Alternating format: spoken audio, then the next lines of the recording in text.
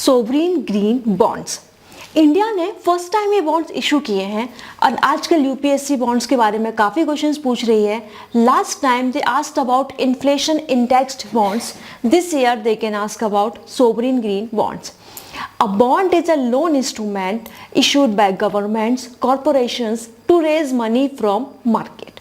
Kind of जब गरीबों को लोन चाहिए होता है तो वो किसी बैंक या साहूकार के पास जाते हैं, हाथ जोड़कर विनती करते हैं, तब उनको पैसा मिलता है। वहीं जब किसी गवर्नमेंट या किसी बड़े कॉरपोरेशन को लोन चाहिए होता है, वो ऐसा एक पेपर इशू करते हैं जिसमें 3 चीज़ें लिखी होती हैं। फर्स्ट, प्रिंसिपल अमाउंट कि ये बॉन्ड कितने का है, 5 lakh, 10 lakh, 20 lakh, 1 crore.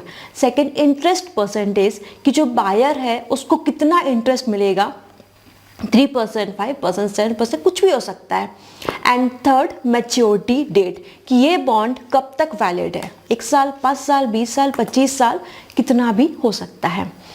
If a bond is issued for green projects like environment conservation, renewable energy, pollution control, etc., it is called green bond. If a bond is issued by government, it becomes sovereign bond. Here we have sovereign green bond of India. It was issued by RBI along with Ministry of Finance and Ministry of Corporate Affairs. ये 5 या 10 साल की maturity वाले bonds हैं जिनका target था $1 billion raise करना, यानी 80,000 करोड़ रुपए रेज करना, और इतना अमाउंट इन्होंने रेज कर भी लिया है। पॉइंट टू बी नोटेड, इसमें फॉरेन इन्वेस्टर्स भी इन्वेस्ट कर सकते हैं। जो पैसा आएगा वो ग्रीन टारगेट्स फुलफिल करने में खर्च होगा। फर्स्ट टारगेट है आपका कि नेट जीरो एमिशन बाय 2070, मतलब कि 2070 तक हम 1 साल में जितना कार्बन रिलीज करेंगे उतना कार्बन हम कंजर्व भी करेंगे, मतलब जो नेट एमिशन है वो 0 रहेगा।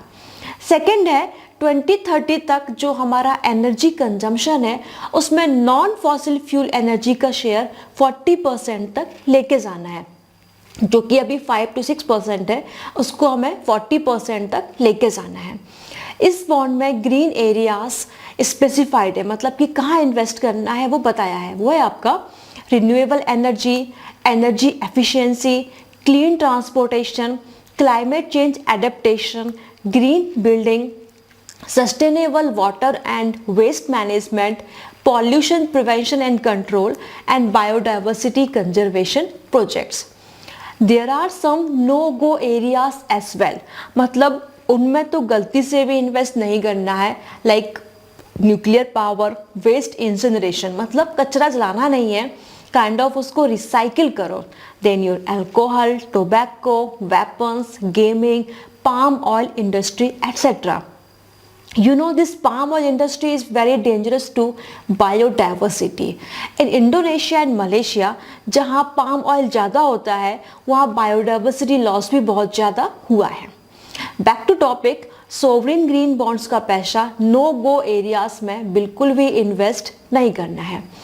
अब ये पैसा कहाँ इन्वेस्ट होगा, इसके लिए ग्रीन फाइनेंस वर्किंग कमेटी बनी है, ओके, जिसका हेड रहेगा chief economic adviser of India.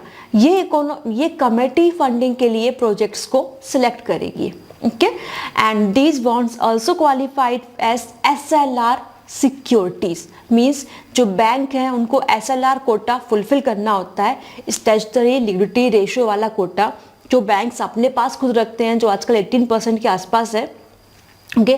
तो बैंक्स को उसमें सिक्योरिटी रखनी पड़ती है, तो ऐसा सिक्योरिटी वो सोवरिन ग्रीन बॉन्ड्स भी रख सकते हैं।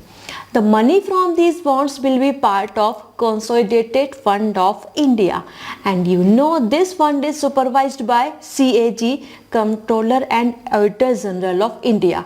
सो money from these sovereign green bonds will be under supervision of CAG.